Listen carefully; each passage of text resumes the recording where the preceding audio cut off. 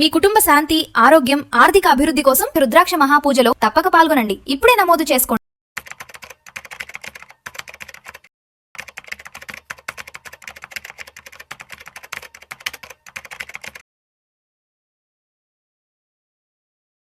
నమస్తే అండి. నమస్తే మేడం. సాయిరామ్ గారు, సిస్టమాటిక్ విత్డ్రాయల్ ప్లాన్ అంటారు కదా, ఒక్కసారి మా వ్యూవర్స్కి ఎస్డబ్ల్యూపి అంటే ఏంటి, దీని లాభాలు, దీని బెనిఫిట్స్ అన్ని ఎలా ఉంటాయి? సో సిస్టమాటిక్ విత్డ్రాల్ ప్లాన్ అంటే క్రమానుగతంగా మనం మన మనీని విత్డ్రా చేసుకోవటం. ఎస్. చాలామందికి ఎస్ఐపి ఐడియా ఉంటుంది. ఎస్ఐపి అంటే ప్రతి మంత్ ఆర్ ఒక పర్టికులర్ పీరియడ్లో మనం మనీని ఇన్వెస్ట్ చేస్తూ వెళ్తాం. దానికి రివర్స్, ప్రతి మంత్ మన మనీని విత్డ్రా చేసుకుంటూ ఉంటాం. సో ఇదే మనకి ఎస్డబ్ల్యూపి అవుతుంది. ఎస్.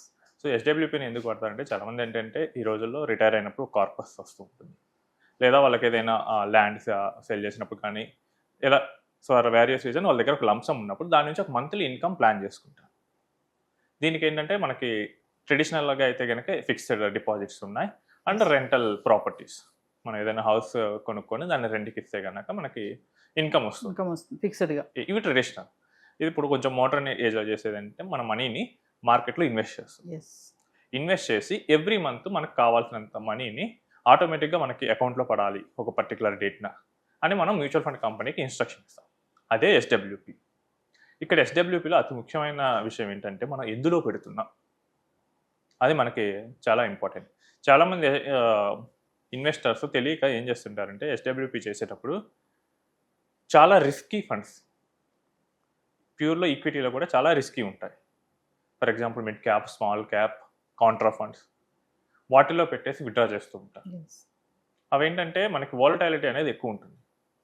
అండ్ ఇంకొంతమంది ఏం చేస్తుంటారంటే 12% పెరుగుతుందని చెప్పారు కదా, సో నేను 1 కోటి రూపాయలు నేను ఎస్డబ్ల్యూపీ చేయాలనుకున్నాను. 12% అంటే ఇయర్కి 12 lakhs, మంత్లీ 1 lakh, నేను 1 lakh తీసుకుంటా అని చెప్తాను. బట్ వీళ్ళు మర్చిపోతున్న విషయం ఏంటంటే ఈ 12% అనేది over a period of time. It's not every month or every year will get 12%. So 12% అంటే నాకు ఫస్ట్ ఇయర్ 0 వచ్చింది, సెకండ్ ఇయర్ -12 వచ్చింది, and third year I got around 48. Average నేను 12 దగ్గరికి వెళ్ళిపోతాను. బట్ ఈ 12 నిజం అనుకోని నేను ఫస్ట్ ఇయర్ ఒక 12 lakhs, సెకండ్ ఇయర్ ఒక 12 lakhs తీస్తే నాకు -36 అవుతుంది. సో నా కార్పస్ ఎక్కువ పడిపోతుంది.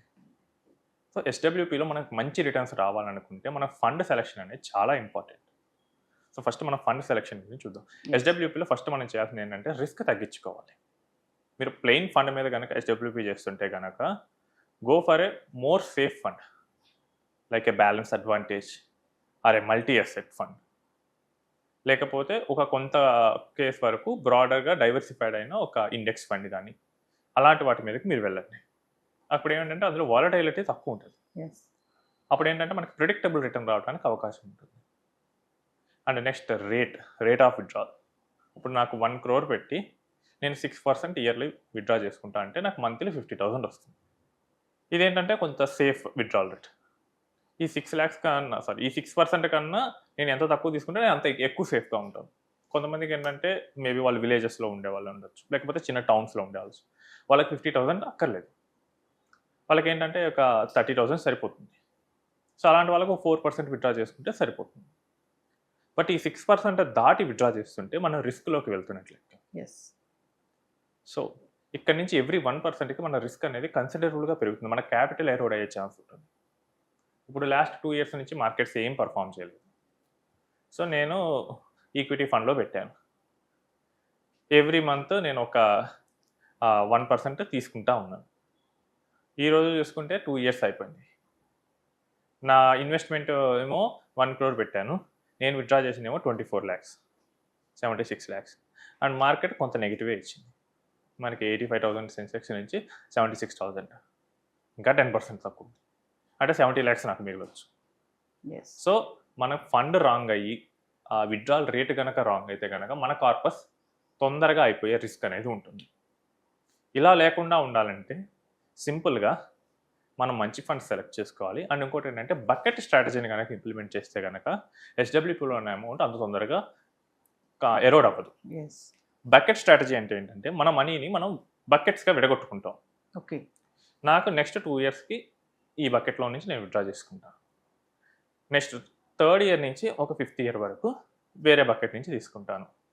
5th ఇయర్ తర్వాత నుంచి మనీ వేరే బకెట్లో పెట్టుకున్నాను. ఇలా 3 బకెట్స్ సింప్లిసిటీగా చెప్తున్నాను. సో 2 ఇయర్స్లో నేను ఫస్ట్ బకెట్లో ఉన్న అమౌంట్ తీసుకుంటాను. సో ఇప్పుడు నాకు 50,000 అవసరం అనుకోండి, అంటే 12 lakhs. సో ఈ 12 lakhsని ఫస్ట్ బకెట్లో పెడతాను. సో ఈ 12 lakhs మీద నేను ఎటువంటి రిస్క్ తీసుకోలేదు. ఆబ్వియస్లీ నాకు చాయిస్ ఏమొస్తుంది రిస్క్ తీసుకోవాలని అంటే, either it should be a debt fund or a fixed deposit. దానిలోనే పెడతాను. 3rd ఇయర్ నుంచి 5th ఇయర్కి నాకు ఎంత మనీ కావాలో ఆ మనీని నేను క్యాలిక్యులేట్ చేసుకొని, కొంత టైం ఉంది నాకు 2 years తర్వాత కదా, నాట్ అన్ ఇమీడియట్, దాన్ని కొంచెం హైబ్రిడ్ ఫండ్లో పెట్టుకోవచ్చు. ఇక్కడ ఏంటంటే హైబ్రిడ్ ఫండ్ కొంత రిస్క్ ఉన్నా కానీ మనకు టైం ఇస్తున్నాం కాబట్టి మనకు క్లారిటీ ఉంది ఇంకోటి. సో ఫస్ట్ కేసులో ఏంటి, మొత్తం ఒకే ఫండ్లో పెట్టాం, అప్పుడు క్లారిటీ ఉండదు, ఎందుకంటే మొత్తం మైనస్ అవుతూ ఉంది. ఇక్కడ క్లారిటీ ఉంది, పడినా నాకు ఇప్పుడు అవసరం లేదు. సో ఈ హైబ్రిడ్ బకెట్లో నుంచి నేను 3rd ఇయర్ నుంచి 5th ఇయర్ కావాల్సిన మనీ పెడతాను. అండ్ 5th ఇయర్ తర్వాత నాకు అవసరమైనది దీన్ని మనం ప్యూర్ ఈక్విటీలో పెట్టుకోవచ్చు. ఇప్పుడు ఇదే కేసు మనకు వస్తే కనుక, ఇప్పుడు ఇదే మార్కెట్ 2 years పడింది, నా ఈక్విటీ బకెట్ మాత్రమే ఎఫెక్ట్ అవుతుంది మేజర్గా. బట్ స్టిల్ నాకు భయం లేదు, ఎందుకంటే అది ఇప్పుడు కాదు, ఇట్స్ ఆఫ్టర్ ఇంకా 3 years టైం ఉంది, రికవర్ అవుతుందిలే అన్న కాన్ఫిడెన్స్ వస్తుంది. బట్ అలా కాకుండా మొత్తం బకెట్స్ నేను క్లబ్ చేశాను అనుకోండి, కాన్ఫిడెన్స్ రాదు. అండ్ మోర్ ఓవర్ మనకు కావాల్సిన ఇన్కమ్ ఏంటంటే ఇక్కడ ప్రెడిక్టబుల్గా వస్తుంటుంది, ఫిక్స్డ్ డిపాజిట్ కానీ మనకి లిక్విడ్ ఫండ్స్ నుంచి. సో ఎవరైతే ఈ combination of bucket strategy and safe withdrawal rate ఆ 6% లోపు కనుక ప్లాన్ చేసుకున్నారో వాళ్ళకి ఎస్డబ్ల్యూపీలో మనకి గ్రో అయ్యే ఛాన్స్ చాలా ఎక్కువ ఉంటుంది. మీకు 12% పెరిగింది అనుకోండి ఈ 3 బకెట్స్ యావరేజ్ మీద, మీకు 10 years తర్వాత మీ కార్పస్ డబల్ అవుతుంది. అంటే మీరు 1 crore పెట్టి ఎవ్రీ మంత్ 50,000 తీసుకుంటున్నారు, కానీ 10 years తర్వాత మీకు కార్పస్ 2 crores ఉంటుంది. ఇంకో 10 years తర్వాత 4 crores అవుతుంది. మనకు ఖర్చులు పెరిగాయి అనుకోండి, మనం కూడా విత్డ్రాల్ రేట్ పెంచుకోవచ్చు. అలా కాకుండా నాకు ఇష్టం వచ్చిన ఫండ్స్లో పెట్టేస్తాను, నేను మొత్తం నాకు 12% తీసుకుంటా అంటే మీ money 10th year or 15th year కల్లా మొత్తం అయిపోతుంది. రిటైర్ అయిన వాళ్ళు ఇంకా చాలా జాగ్రత్తగా చూసుకోవాలి, ఎందుకంటే post retirement 20-25 years of life ఉంటుంది. అండ్ వీళ్ళొక్కలే కాదు, వీళ్ళకి మళ్ళీ స్పౌస్ ఉంటారు. సో స్పౌస్కి లైఫ్ లాంగ్ కూడా మనం ఇన్కమ్ వచ్చేటట్టు ప్లాన్ చేసుకోవాలి. సో మనం కరెక్ట్గా ఫండ్స్ ఐడెంటిఫై చేసుకొని రిస్క్ తగ్గించుకొని మనం కనుక విత్డ్రాల్ స్ట్రాటజీ కనుక ఇంప్లిమెంట్ చేస్తే మనకు ఎక్కువ రిటర్న్ అనేది తీసుకోవచ్చు.